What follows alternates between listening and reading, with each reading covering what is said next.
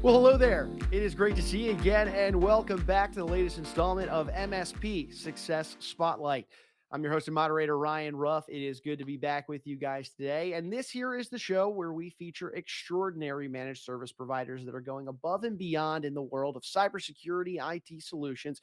And we like to do a few different things on this show. Of course, we like to hear the differentiating factors, right? That secret sauce. What allowed these organizations to separate themselves from the pack and achieve the level of success that they've seen today? Additionally, we always want to, get their insight on what they expect the future of their industry to look like. Really great topics, heavy hitting information that we're going to be covering. And boy, do we have a good guest for you today.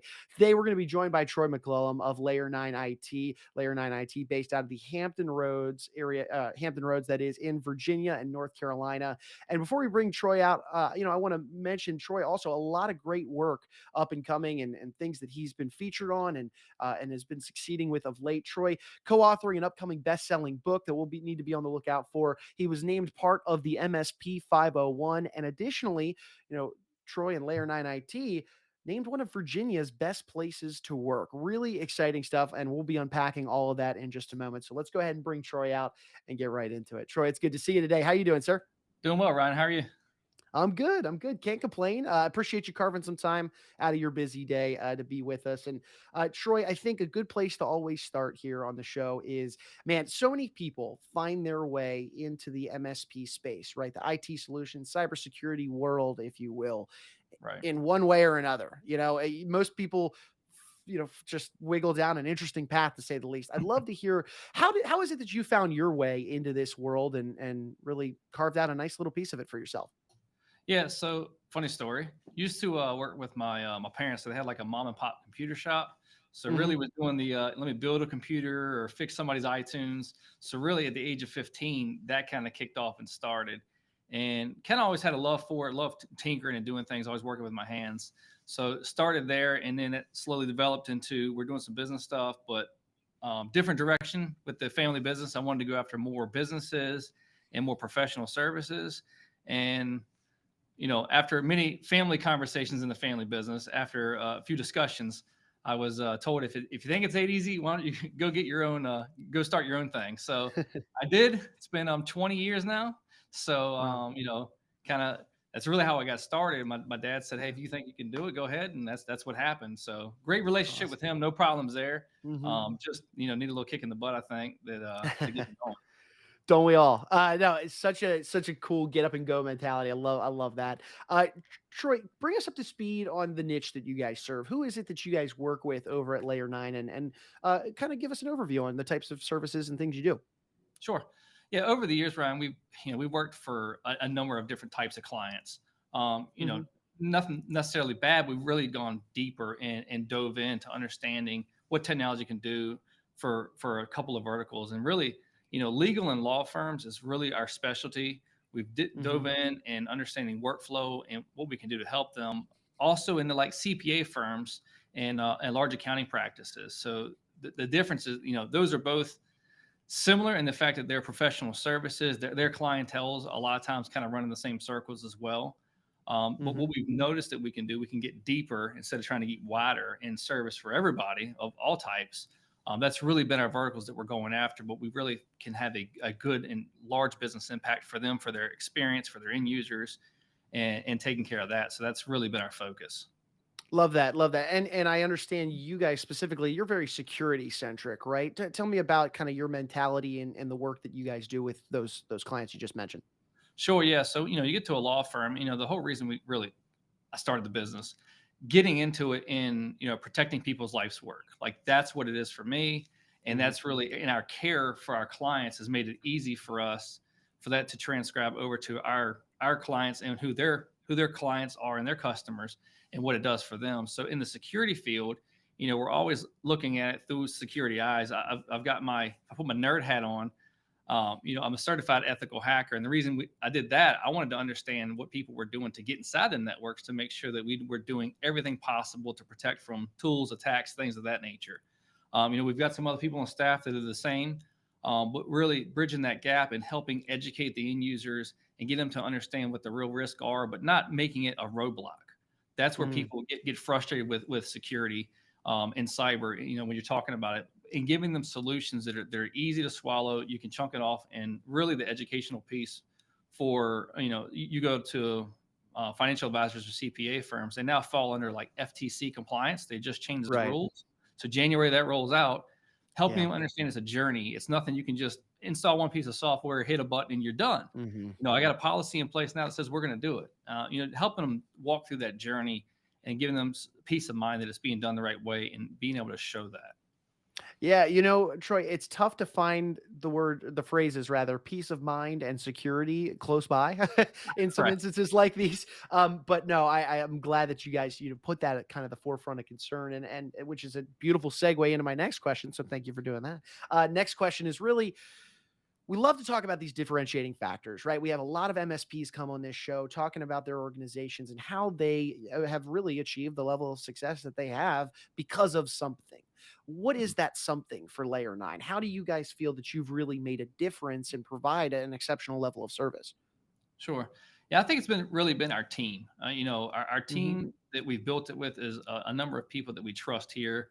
I've known them for a number of years. For example, Dave's been with us for 19 years. So literally, I had the company 6 months when it was just me, and Dave came on, pretty quickly, and he's still here today, helping inside of our projects. But being a trusted advisor, having the same people here, not running through different staff as well, and always we're continually investing inside of our own company to educate, to bring our staff up, and to really connect the dots. And generally, our secret sauce is just the fact that we care. We genuinely care about our customers. We'll go the extra mile when needed. It's not needed every day, but the fact that when they call, we show that there's a human on the other side of the line, and we understand either their frustration, their pain point, or what their need is. And it's not, always the ones and zeros. So we try to remove that IT nerd work element out of it, and not be like the Saturday Night Live where they where they move and they slide their computer over and just call everybody stupid. We want to help work with the client through it. So that's really been what's, I think, one of our leading success has been that our care and our team investment back in our team to help our clients. Two big things I took away right there: care, and you also mentioned education earlier on, Mhm. Troy. And that's such a big part.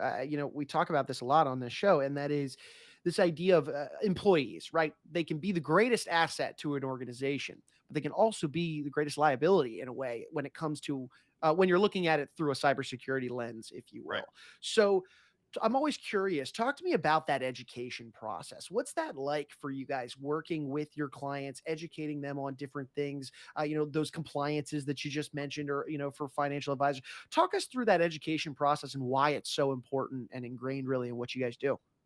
Yeah, so we have standards committees as well internally in a Hmm. security committee. So we always are having the conversations. We're constantly investing by going out and going to, different meetings, and especially even the ones inside of, like, we're not just going to the IT, gatherings with the nerds. We're going to the legal and law. We're members of the ALA, and it's Hmm. it's part of a legal administration that we're part of their network, and we're also, there to hear kind of boots on the ground what's going on, what are their needs, and then if we listen to that and then hear what their problems are and needs, we're educating our staff on, hey, here's some things that we think would be better. We get with our committees to understand, what could we do to improve process or workflow and bridge that security gap, and then spending the time to educate our team and then our end users, and having them do trainings and understand, because when people understand the why, they're a lot faster to get behind it than just telling, hey, Hmm. I need you to do this because. So we Yeah. give them those whys and help keep the education and let them know what they're protecting. And always, having a security discussion with a team. We do a lot of them face to face as well, which is still more impactful. Hmm. I mean, Zoom's great, but Right. it's still to be in front of the actual team and have a conversation with them, and like a small conference type deal. When you can let Hmm. them know the impact that they have, and if they can disconnect for just a second to get out of their work, what are they protecting? And it's Yeah. not just it's their clients, but it's also their own personal finances. If you think about it, who in here doesn't get direct deposit, right? Yeah. So their bank account number, their social security number, everything's also on that network. So I try to always Hmm. connect it back to the personnel, so they understand, Yeah. hey, Good we're point. here protecting all this. Sure, sure. I love that. So it's not only outward education, of course, to your clients about these things, but it's also that internal education that you Mhm. guys are doing to make sure you're staying ahead. I love that. Love that, Troy. And when we're talking about this idea of education and trying to stay ahead.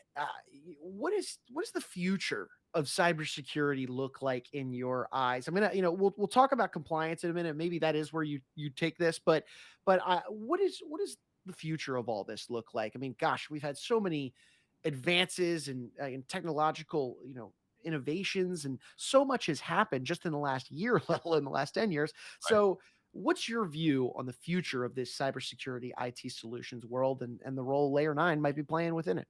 Sure. Yeah, I mean, it has changed. If you look, it used to be Norton antivirus, right? You Right. download Norton, you were secure. You checked the Mhm. box, you were finished. Mhm. No longer is that the case. Now, today's standards are using things like incident response, or I'm sorry, EDR, and building incident response plans. Like that's where it stands today, from the standpoint of like how do you have sound security? EDR is endpoint detection and response, which is like a level up from just your typical antivirus. It's antivirus with built in. It uses artificial intelligence and things, and I think that's part of the future is using AI in the proper way, but it's still not removing the human element altogether because again, it's a bot. It's doing what it's been told, right? It knows what to look for signatures and things. But also, just installing software isn't the only key. It's still that human element. The human element is a huge piece, the human firewall, we call it. The training is a big part because even with the right EDR and you can know application whitelisting, so applications Mhm. like Threat Locker and different things that are out there, those are great, but you have to couple them together. But you still have to do that endpoint of the human element, the education piece. But I do see a lot more coming down the pipe with the AI, from looking for threats, watching things like that. So it's just, Mhm. that environment continues to grow. And obviously with the cloud computing, everything pretty much Yeah. today is in the cloud. And the joke around the office is, yeah, it's in the cloud, but it's just somebody else's computer somewhere else, right? Right, That's right, what the cloud is. exactly. So, you can just toss it up and say it's in the cloud, it's secure. That may not necessarily be the case.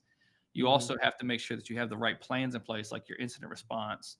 And, if there is an issue, how does it get notified? Like those are some of the things we're doing now that didn't used to be a standard, where we're actually dropping in fake viruses, if you will, into the network. It's disabling a machine and making it look like it got encrypted. It's really not. It's literally one button and it releases everything. But Mhm. then we see, how does the end user react? Do they just get up and walk away and go to another computer and log in? Or do they report it to IT? Do they send a ticket in? Do Ah, they pick up and notify?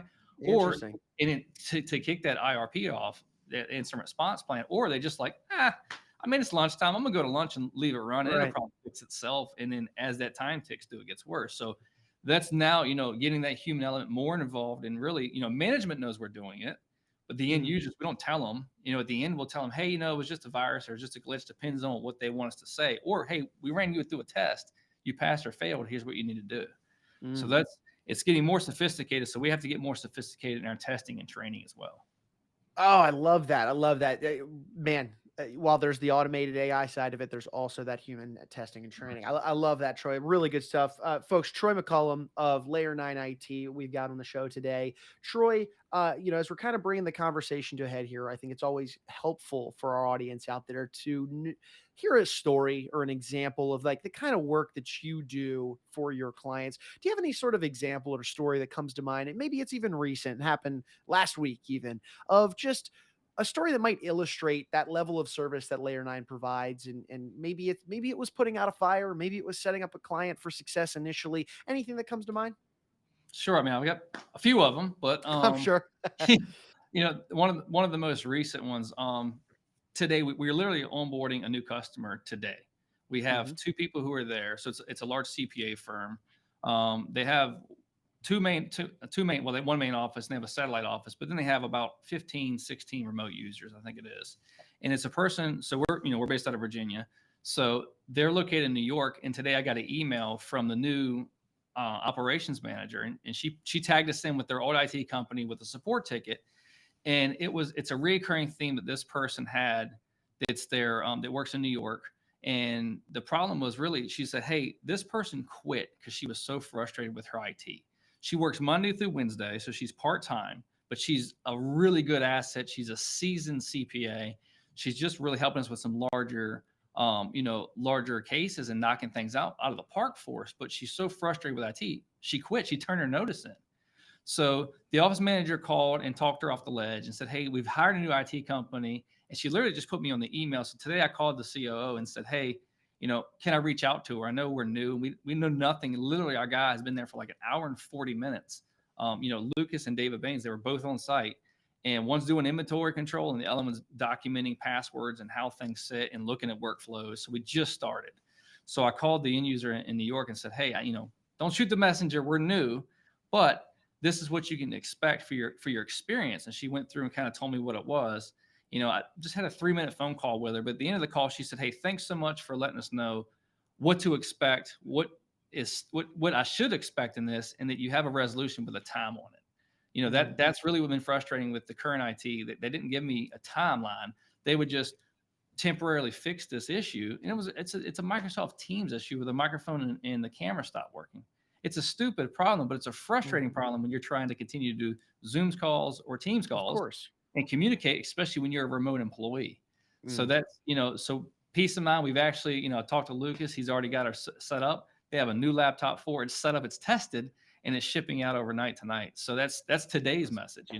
It's just that care that we took the 5 minutes, and I said, hey, I can't fix it this second because we just got in here. But you will not have this experience in the future. Like our clients don't deal with that. Oh, it's awesome. I appreciate you sharing that. And I love how fresh and new of a story that is, Troy. That's great. No problem. Troy, hey, for anybody out there in our audience, maybe they themselves are existent in the Virginia, North Carolina area. They're in need of MSP like yourselves. Maybe they're just interested in opening up a dialogue with you and your team to just learn more about what it is you do and whether or not you could help them. What would be the best way they can get in touch with you? And I also understand that, you're offering a free security assessment as well. What would be the best way somebody could take advantage of that free security assessment, as well as just get in touch with you and your team to open up a dialogue? Sure. Yeah. And the security assessment is really a high level. We shoot you an email. We don't come and install a bunch of software in your network. It's very high level, but what it does do, it shows what your current firewall does, what the reaction was to your antivirus, and what documentation kind of you have in place. And it does it very high. It also looks like it's your Office 365. But the easiest way to really see that, and again, it's just an email I send you. I don't need to log into your network. I don't need to click on anything because obviously we just met. And now we're running a security scan in your network. So we understand how those go. But for a discovery call or to have that high level pen test run, the easiest way, you can go to our website at layer9it.com. So LAYER, the number 9it.com. And there, you can register for either one. You can schedule an appointment with me, or you can register right there for the security assessment, or you can reach out and give us a call. My direct number is 757-698-2009. So either way you want to do it, we're here. Make it easy. Oh, fantastic, Troy. I appreciate you doing that. Well, Troy, look, I appreciate you carving some time out of your busy schedule. I know you got clients to serve. You got some things to address, so we'll let you get back to doing that. But again, appreciate the time and looking forward to maybe having you back here on the show. Maybe once you're featured in another upcoming best-selling book or win another award for being the best place to work in Virginia. Great stuff from you, Troy. Appreciate you. And we'll see you again soon. Sounds good, Ryan. Thank you. All righty. Hey, look, and we want to take one final moment, as always, and thank you guys, our audience, for jumping aboard and hanging out with us on the show today. If you took anything away from today's discussion with Troy McCollum from Layer 9 IT out of the Virginia, North Carolina area, and you benefited from it in any way, shape, or form, go ahead and subscribe to the show on whichever platform you checked us out on. And then, of course, share any of this information with friends, family, business owners, anybody that you think would benefit from these types of discussions. Because like Troy, we have a lot of great, MSPs that we feature on this show. We'd hate to have you miss out on any of the beneficial conversations for you and maybe your business. So for Troy, I'm Ryan. We're going to go ahead and say so long today, but we appreciate you hanging out with us and being with us on MSP Success Spotlight. Take care.